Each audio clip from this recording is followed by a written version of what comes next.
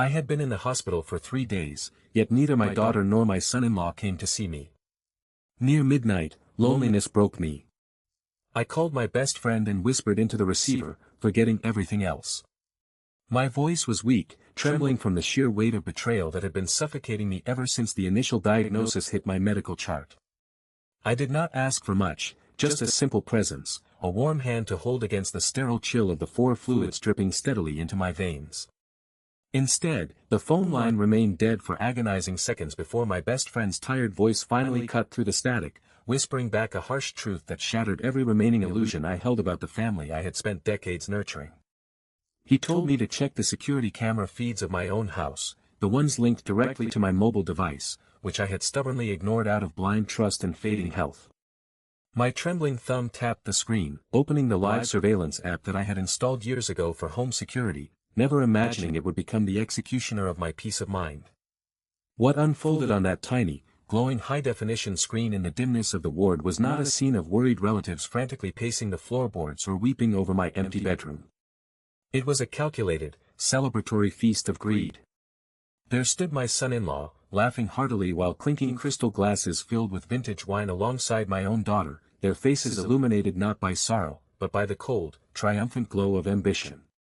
They were not mourning my illness, they were actively drafting the paperwork to transfer the deed of my house into their names, operating under the ruthless assumption that my failing heart would stop ticking before the weekend arrived.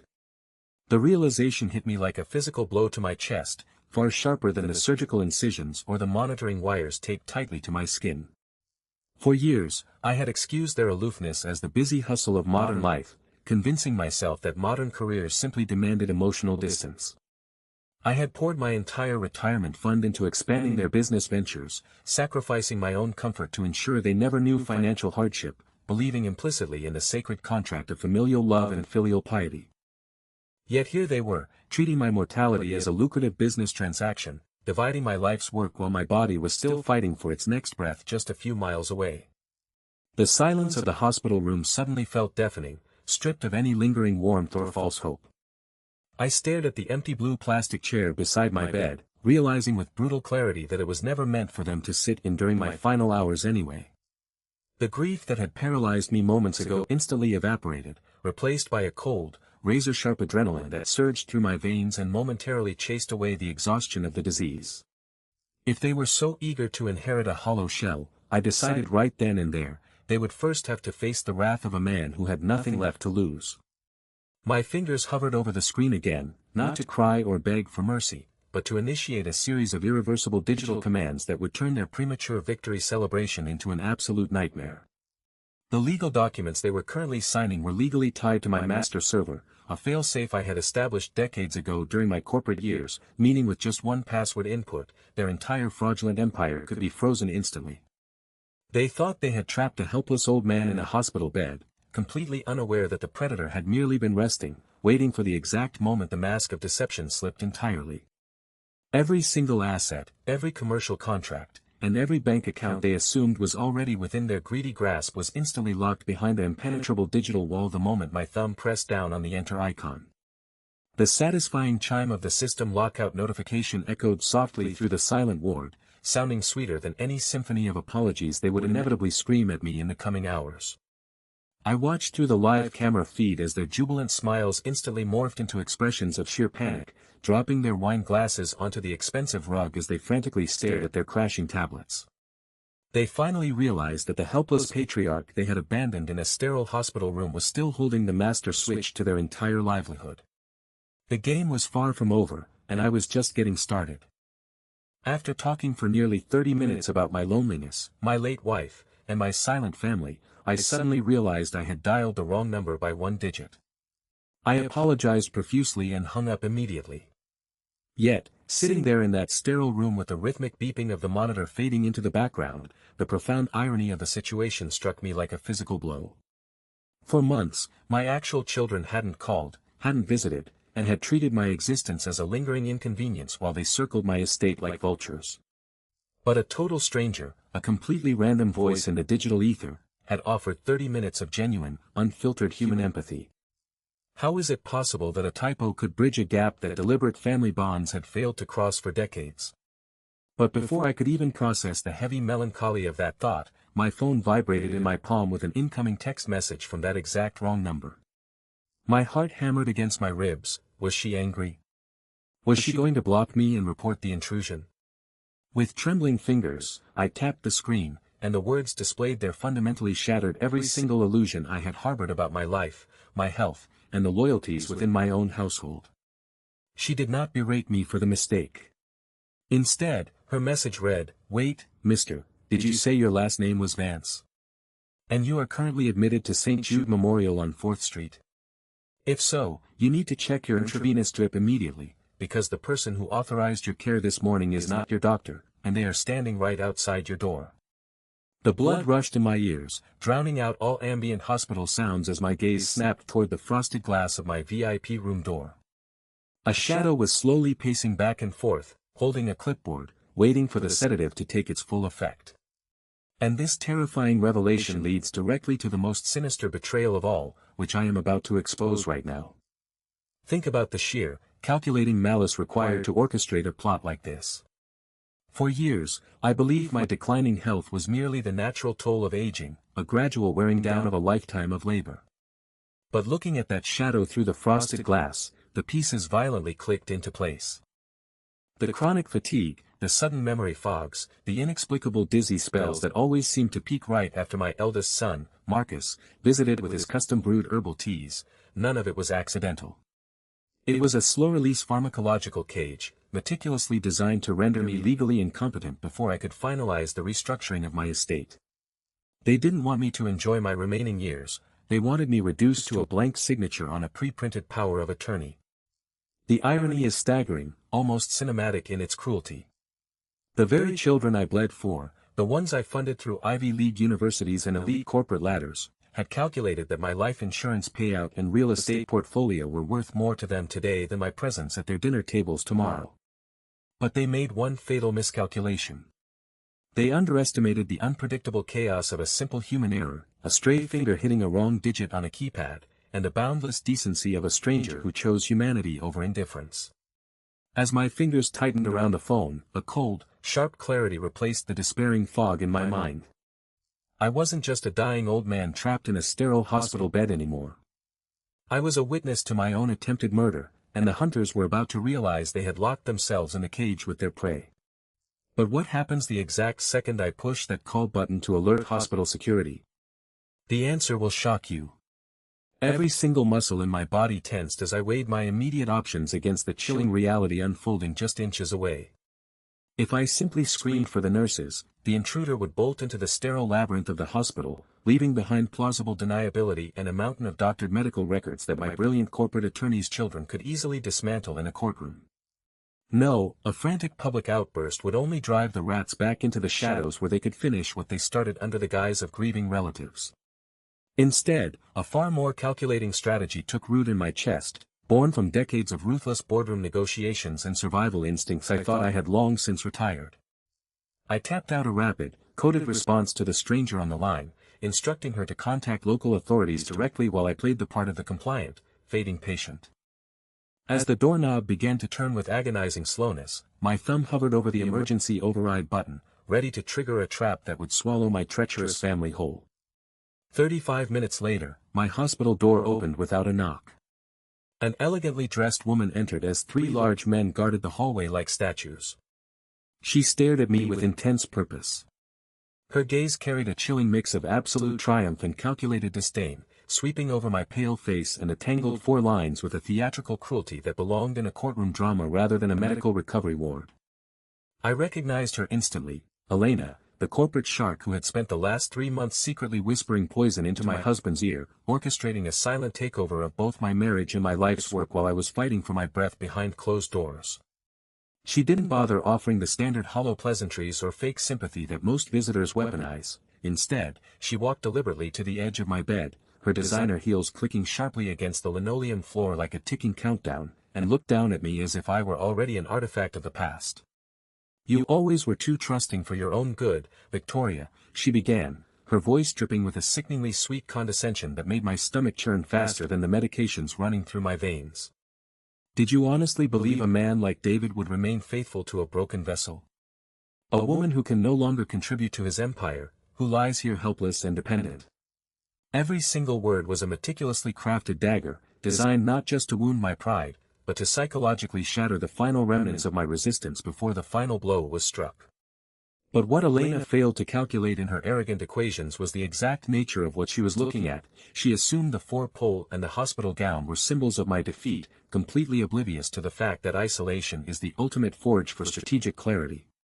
While they thought they had locked me away in this sterile cage to die in obscurity, they had actually handed me the front-row seat to their entire conspiracy, allowing me to watch every single betrayal unfold with mathematical precision.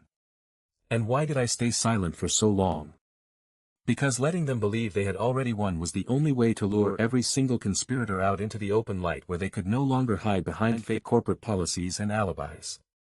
Just as Elena reached out her gloved hand to slide a stack of finalized asset transfer documents across my bedsheet, demanding my signature as the final toll for my freedom, the heavy security doors at the far end of the hallway suddenly began to echo with a heavy, frantic pounding that made her aristocratic composure instantly fracture.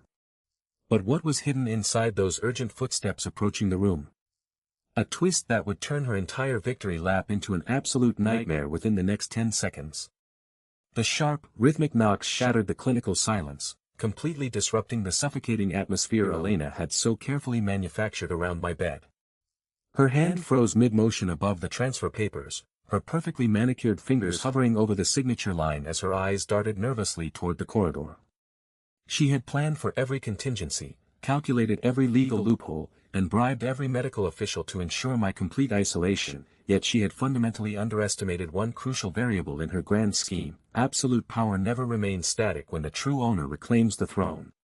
Before she could recover her composure or bark a command to her hired guards, the heavy wooden door was violently shoved backward, crashing against the wall with a thunderous echo that made the entire medical cart shake.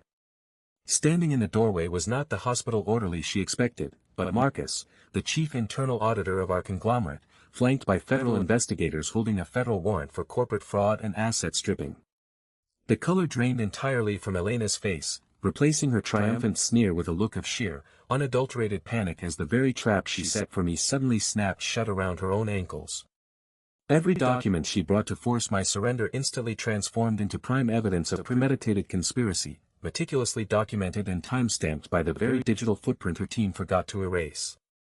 But the most devastating blow was yet to land, because as Marcus stepped aside, a familiar figure emerged from behind him, my husband David, looking pale and trembling, holding a tablet that broadcasted every single financial transaction Elena thought she had successfully hidden in offshore accounts.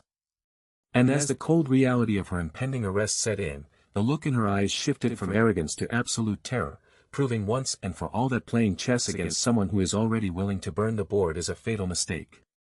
She stared at me the way someone stares at a thing they have spent years trying to find. "My father never stopped looking for you," she said, placing a faded photograph on my tray table.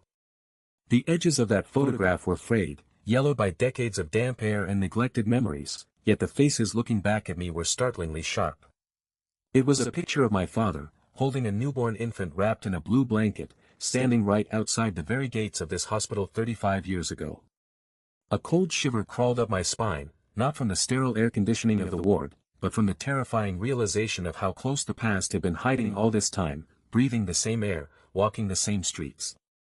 She watched my eyes dart across the image, her expression tightening into a mask of bitter satisfaction. "You thought you were abandoned, didn't you?" she whispered, leaning closer, her voice dropping to a low, venomous hum that seemed to vibrate against the sterile walls. "You spent your entire life believing you were an orphan of circumstance, a random casualty of a broken system. But poverty isn't always an accident, and missing persons aren't always lost. Sometimes, they are carefully, deliberately erased."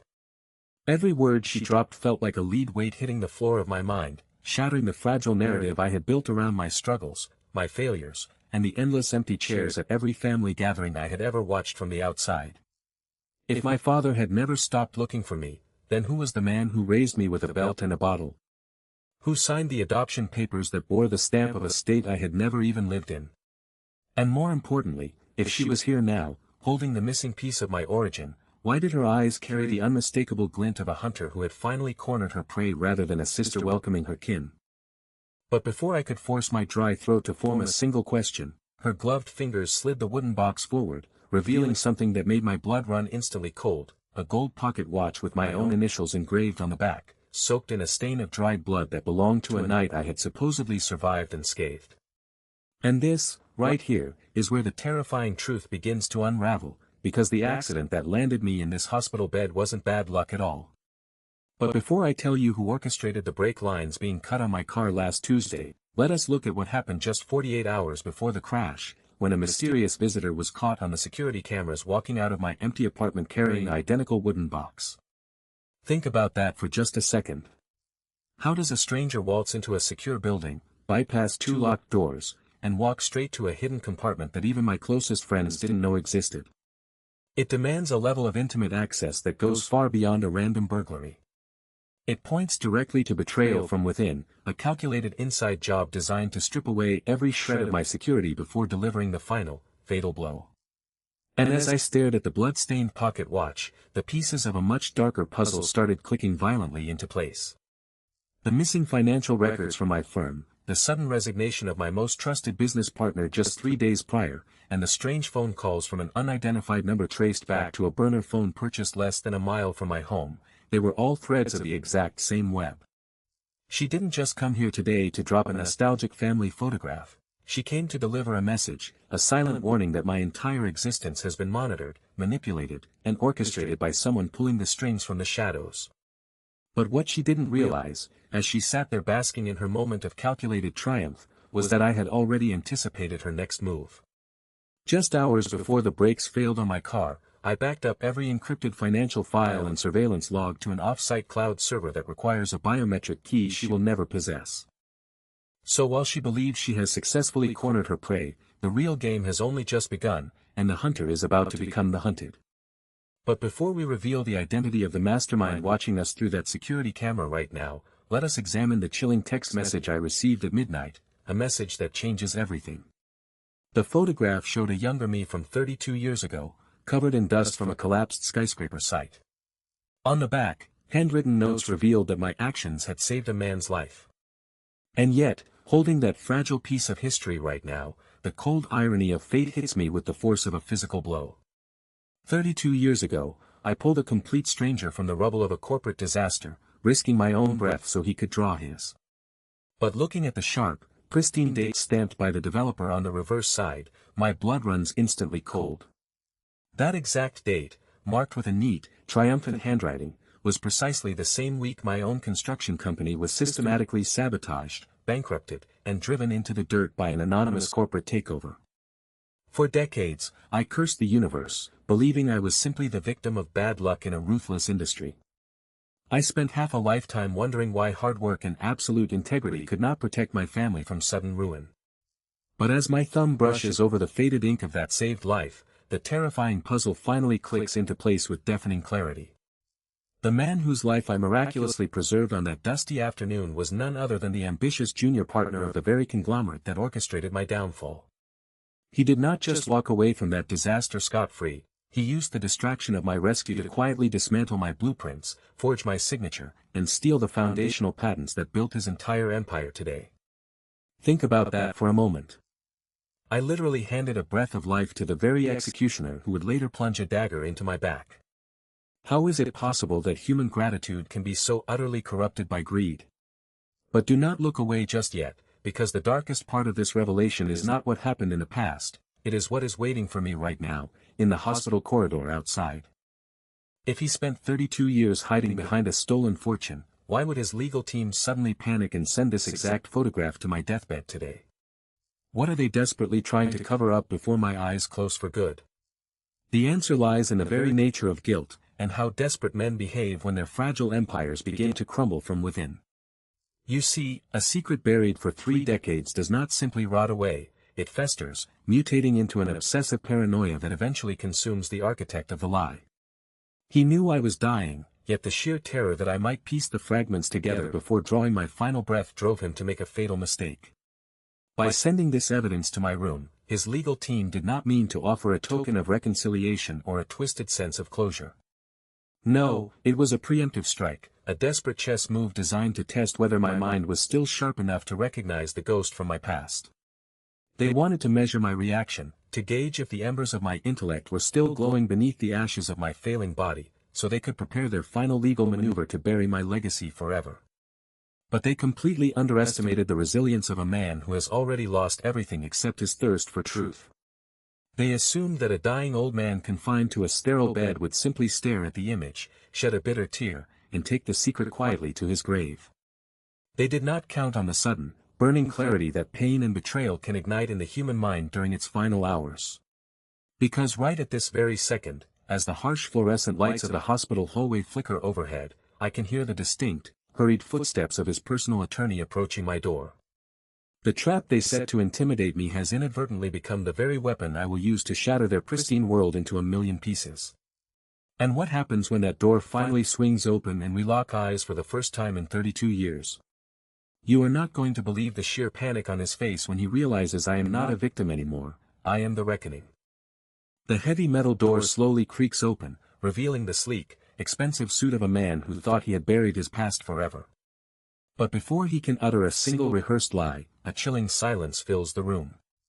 Do you really think a dying man has anything left to lose? Watch closely, because what happens next will redefine the true meaning of ultimate revenge. Then she revealed the second reason she came. She pointed to a tablet screen showing my son-in-law, Derek, leveraging my name to scam investors and steal everything I built. That single snapshot was merely the tip of a massive, meticulously constructed iceberg of deception that had been freezing me out of my own life for the past 3 years.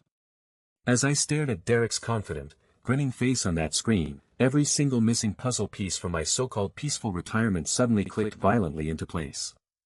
The sudden market crashes that decimated my personal holdings, the urgent margin calls that forced me to liquidate my foundational assets under value, and the mysteriously delayed audits of my family trust, all of it pointed directly to a systematic, inside job orchestrated by the very man I had welcomed into my home and trusted with my daughter's future. What hurt the most, however, was not the cold realization that my entire legacy had been hollowed out from the inside, but the terrifying speed at which my own flesh and blood had either been blinded by his charisma or actively complicit in the heist. The woman standing beside my hospital bed, an investigator who had spent the last 6 months untangling the complex web of shell companies and offshore accounts, calmly flipped to the next slide. It revealed a series of encrypted text messages between Derek and a group of predatory venture capitalists, strategizing precisely how to pull the plug on my life support the moment the final legal documents were signed. They had calculated my death down to the exact fiscal quarter, budgeting for my funeral expenses out of the very funds they stole from my personal accounts.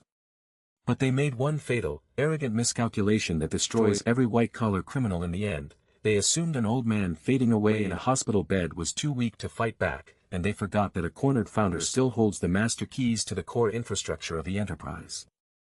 And right now, as the monitor beside me beeped with a steady, strengthening rhythm, I knew it was time to teach them a brutal lesson in corporate survival. But before I could execute the counterstrike that would wipe Derek off the corporate map forever, the door behind us slowly creaked open, and a voice called out my name, someone I never expected to see walk through that door at this exact hour. Who was it, and how did they manage to arrive just as we uncovered the smoking gun? Let us examine the chilling betrayal that nearly cost me everything. It was my own daughter, Clara, carrying a fresh bouquet of lilies and wearing an expression of such carefully rehearsed innocence that it made my blood run colder than any medical diagnosis ever could.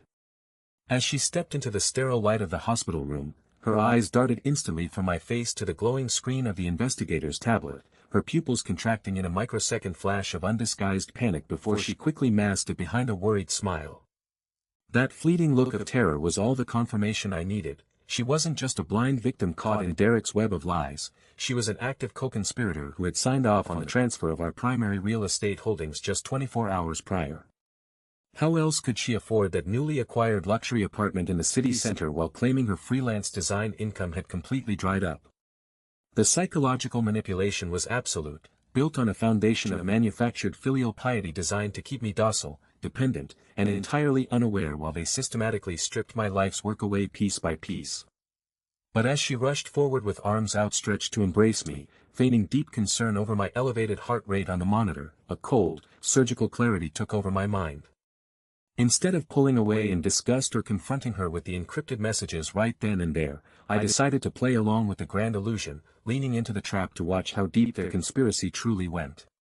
What secrets would she accidentally spill if she believed her vulnerable old father was still completely under her spell? And more importantly, how would Derek react when he received a notification that the very shares he thought he had successfully stolen were suddenly locked down by a priority override code?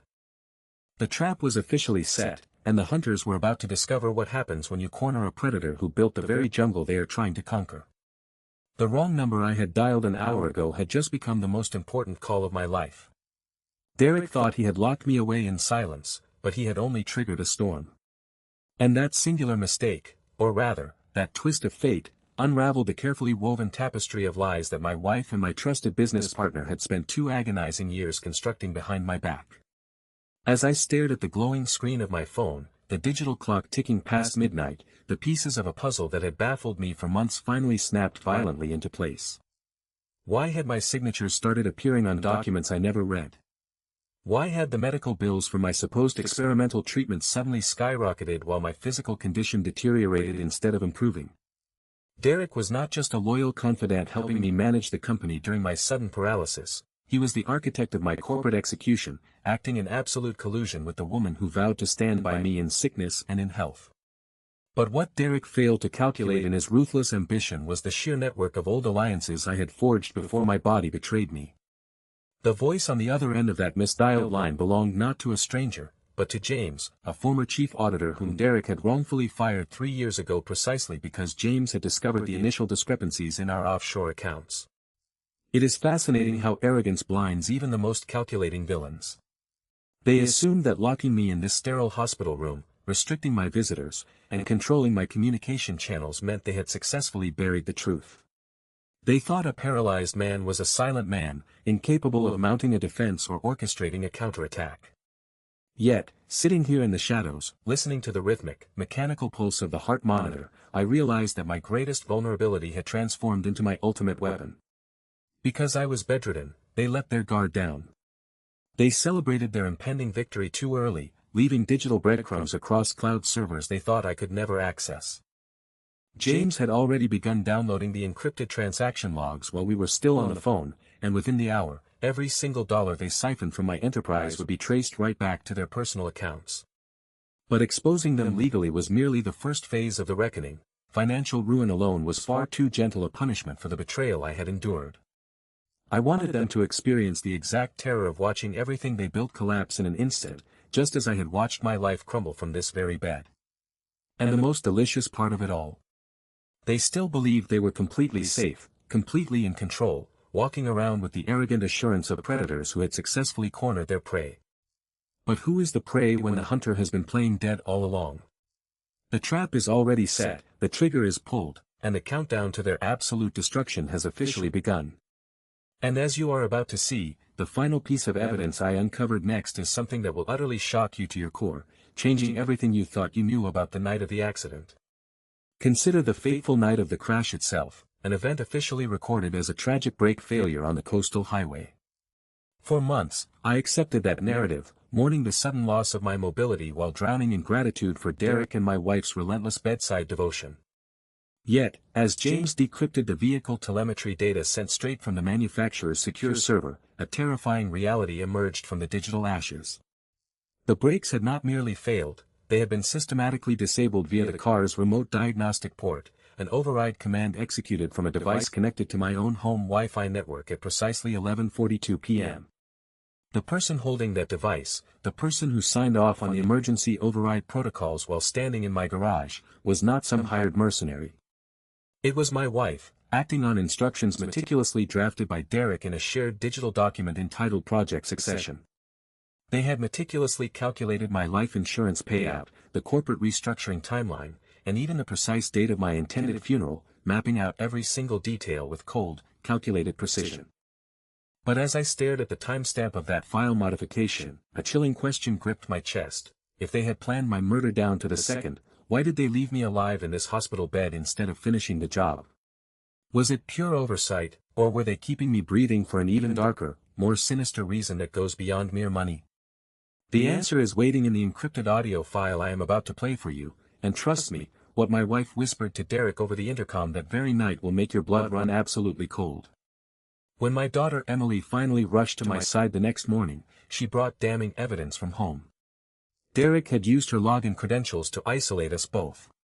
She dropped a thick stack of printed bank statements onto the cold metallic surface of the bedside table, her hands trembling violently as the pages scattered across the floor like falling leaves. Every single line item told a terrifying story of systematic deception that had been unfolding right under our noses for nearly 3 years. Derek had not only drained my personal retirement accounts down to the last dollar, but he had also quietly leveraged our family home against high-interest commercial loans without a single signature of consent from either of us. And the most sickening part of this entire betrayal? He had carefully routed every single stolen penny through a complex web of offshore shell companies specifically designed to make asset recovery an absolute legal nightmare. But why would a man who claimed to love my daughter risk everything for a temporary windfall of cash? The answer lies not just in his sudden, inexplicable greed, but in a hidden secondary life that he had been meticulously funding with our hard-earned sweat and tears. As Emily broke down in sobs, burying her face in her hands while whispering apologies for trusting him blindly, something inside me snapped permanently. The physical pain from my lingering medical condition instantly evaporated, replaced entirely by a cold, calculating surge of pure adrenaline and absolute clarity. I reached out, gently pulled my daughter close, and whispered a promise that would seal Derek's ultimate destruction before the sun set. We are not going to call the police right away, because a simple prison cell is far too kind of a punishment for a parasite like him. Instead, we are going to use his own narcissistic arrogance and his reckless obsession with public status to trap him in a public spectacle from which he can never escape. And the first step of this masterclass in revenge begins with a single phone call to his most prized business associate, pretending that everything is completely normal. Are you ready to see how a predator suddenly becomes the most hunted prey in the room? Just imagine the absolute panic flashing across Derek's face when he realizes his meticulously built house of cards is tumbling down precisely because he underestimated the quiet fury of a betrayed family. Most fraudsters rely on the arrogance of immunity, assuming that victims will cower behind closed doors and handle their devastation in shameful silence. But Derek fundamentally miscalculated the depth of our resolve and the razor-sharp precision with which we could dismantle his illusion of success in a matter of hours. By feeding his ego a steady diet of false security, we invited him to walk straight into a meticulously crafted financial trap without ever sensing the danger closing in around him. And this is where the true psychological warfare begins, because stripping a narcissist of their stolen wealth is only half the victory. The real masterpiece lies in stripping away his public reputation, his social standing, and every single lifeline he thought he had secured. As Emily wiped away her tears and dialed his number with a newfound steadiness in her voice, I watched the hesitation vanish from her eyes, replaced by the exact same cold, tactical fire that was now burning inside my own veins. The speakerphone clicked on, and the cheerful, unsuspecting tone of Derek's voice echoed through the sterile hospital room, completely oblivious to the fact that his final countdown had officially begun. But what specific trap did we set for him that would guarantee his utter ruin before the weekend even arrived? Stay with me, because the next move we made against him is going to completely redefine your understanding of sweet, calculated revenge. Because the moment Derek picked up that phone, he didn't just walk into our trap, he eagerly sprinted toward his own financial execution without having the slightest clue that his entire empire was already burning to the ground. And as his confident laughter faded into absolute silence upon hearing our calculated demands, the true scale of his panic finally began to set in. You might think this is where he finally begs for mercy, but true to his deeply narcissistic nature, his immediate instinct was to double down and threaten us with legal retaliation. That arrogant miscalculation was precisely the fatal error we had been waiting for him to make, because every desperate word he uttered was being silently recorded and transmitted directly to the top financial investigators in the city. With the help of old friends and elite legal teams, we unraveled his multi-layered fraud. Every fake document, every forged signature, every malicious scheme was mapped out in full view. And that is when the true magnitude of his betrayal became painfully clear.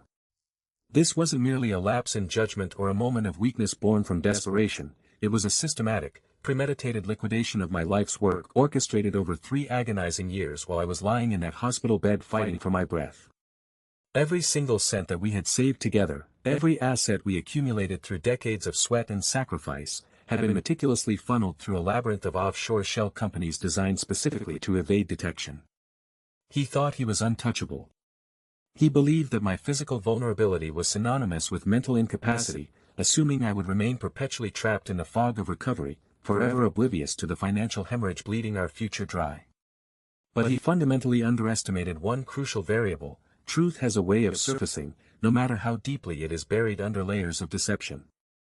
As I trace these printed logs, looking at the exact timestamps of the unauthorized transfers, a chilling realization washes over me. The person I trusted with my life was not just a partner, but a masterclass in manipulation, smiling in my face while sliding the dagger deeper into my back. Yet, this meticulous paper trail he left behind in his arrogance has now become his ultimate undoing. Every fraudulent signature and forged legal document serves as an airtight nail in his coffin, transforming my heartbreak into an unstoppable instrument of cold, calculated justice. But how does someone look you in the eyes every single day while actively plotting your total destruction? And more importantly, what happens when the legal trap finally snaps shut on him? The answer to that will shatter everything you thought you knew about betrayal. To truly comprehend the depth of this deceit, we must examine the precise mechanism he employed to bypass every internal security safeguard we had jointly established. It was not a clumsy, spur-of-the-moment theft, but an institutionalized heist executed with chilling precision. By exploiting my power of attorney documents, which were granted under the absolute good faith of marital devotion, he systematically reclassified our joint holdings into individual discretionary trusts. He deliberately targeted periods when my medical treatments required aggressive interventions, knowing fully well that my cognitive bandwidth was entirely consumed by the raw struggle for biological survival. Every hospital admission day directly correlates with a surge in unauthorized asset reallocation, proving beyond a shadow of a doubt that my physical suffering was nothing more than an open window of opportunity for his avarice. This brings us to a terrifying psychological paradigm: the anatomy of a sociopath hidden in plain sight. How is it humanly possible for someone to hold your hand, whisper words of encouragement during post-operative recovery, and simultaneously authorize wire transfers that strip you of your shelter, your security, and your dignity? The answer lies in the chilling detachment of the predatory mind, which views human relationships purely as transactional stepping stones. But the beauty of a forensic financial audit is its absolute immunity to emotional gaslighting. Numbers do not lie, receipts do not forget, and timestamps do not harbor misplaced sentimentality. As I cross-reference the IP addresses originating these transactions with his personal travel logs, the puzzle pieces snap into place with terrifying clarity. He did not act alone. An entire network of complicit professionals, from compromised notary publics to unscrupulous financial advisors, assisted in building this facade of legitimacy. Each of these accomplices now faces identical civil liabilities and criminal indictments, because the net we cast was wide enough to capture every single rat abandoning the sinking ship. And this is precisely where his master plan begins to spectacularly unravel upon itself. By creating such a complex web of corporate entities to hide his plunder, he inadvertently left behind an inescapable digital footprint that makes bankruptcy look like a mercy. Every single offshore account has now been flagged, frozen, and subjected to international asset recovery protocols, cutting off his oxygen supply entirely. He assumed that once the dust settled, he would walk away into the sunset with a pristine reputation and a stolen fortune, leaving me destitute and broken in my recovery ward. But the universe has a magnificent way of balancing its books when patience meets relentless execution. What you are looking at right here on this tray table is not merely a collection of paperwork, it is the execution order of his entire carefully constructed illusion. The trap is no longer just set, it is primed, loaded, and waiting for the exact moment to trigger total devastation. And the most delicious part of this entire reckoning? He still has absolutely no idea that the noose has already been tied, and the floor is about to drop out from under him. Let that sink in for a moment. But what happens during the exact second he realizes he has been checkmated on every single front? The answer will leave you utterly speechless. Derek expected an old man in a hospital bed to stay quiet. Instead, we walked straight into his grand investor event, ready to show everyone the exact blueprint of his downfall. Look at the whispers rippling through the front rows, the sudden sweat beading on Derek's forehead, the frantic scrambling of public relations managers whispering desperately into their phones. They thought they had successfully locked the old man away in a sterile, white-walled isolation ward, pumped full of sedatives and cut off from the outside world, helpless while they quietly liquidated his empire asset by asset. They fundamentally misunderstood the sheer resilience forged from decades of surviving cutthroat boardrooms. The hospital bed was never a cage, it was a tactical blind spot for them, a quiet harbor where the real counteroffensive was meticulously mapped out down to the very last decimal point. Every forged signature, every unauthorized shell company registered in offshore tax havens, every backroom handshake designed to strip the rightful heirs of their legacy, it was all meticulously captured, catalogued, and mirrored onto secure servers that couldn't be wiped with a simple bribe or a severed fiber optic cable. The elegant crowd in this ballroom, sipping vintage champagne and applauding the brilliant new leadership, suddenly realizes they are not witnessing a triumphant corporate merger, but rather the opening salvo of a public execution. Derek's mouth opens to issue a frantic denial, to scream for security, to label the towering high-definition display a malicious deepfake manufactured by a desperate, delirious senior citizen. But his voice dies in his throat as the audio begins to play, crystal clear, unmistakable, capturing the exact audio of him boasting about how easy it was to manipulate the board while the ink on the forged medical power of attorney was still wet. The silence in the room is absolute, heavier than any physical weight, as every single investor calculates the catastrophic fallout of backing a fraud. This isn't just about reclaiming stolen money or exposing a garden-variety corporate betrayal, it is about rewriting the power dynamic in real time, forcing the architects of deceit to watch their meticulously constructed house of cards collapse under the glaring light of undeniable truth. And the best part? The man they thought they had buried is standing right here in the center of the room, breathing, watching, and waiting for the exact moment the panic truly sets in. The psychological warfare playing out on that massive screen is a masterpiece of calculated vengeance, turning every single advantage Derek thought he secured into a weapon pointed directly at his own chest. Notice the way the high-net-worth individuals in the VIP sections are physically leaning backward, instinctively distancing themselves from him as if his very presence carried a contagious financial plague. In the ruthless ecosystem of high finance, a ruined reputation isn't just a setback, it's a death sentence, and these elite investors didn't spend decades accumulating wealth only to go down with a sinking ship captained by an amateur fraudster. Derek's carefully curated persona, the visionary prodigy, the self-made savior of the conglomerate, is completely disintegrating in mere seconds, replaced by the pathetic image of a cornered thief caught with his hand firmly in the cookie jar. The panic in his eyes is palpable, a frantic realization that no amount of spin doctoring, legal maneuvering, or midnight crisis management meetings can rewrite the physical reality of the hard evidence broadcasting in 4K resolution above his head. Every corporate lawyer he has on retainer, every expensive public relations firm on his payroll, is rendered utterly powerless against the sheer weight of incontrovertible proof. They spent months orchestrating a silent coup, believing they had outsmarted a dying giant, only to discover they were merely actors in a play written, directed, and starring the very man they underestimated. The applause that welcomed him onto this stage just moments ago has transformed into a deafening, suffocating void, a vacuum of social capital where no one dares to make eye contact, let alone offer a lifeline. This is what true defeat looks like, not a sudden, violent explosion, but the agonizingly slow realization that your entire empire was built on quicksand, and the tide has finally come in. The temperature in the room seems to drop 10 degrees as Derek desperately looks for a single friendly face in the crowd, only to find rows of cold, calculating stares calculating their immediate exit strategies.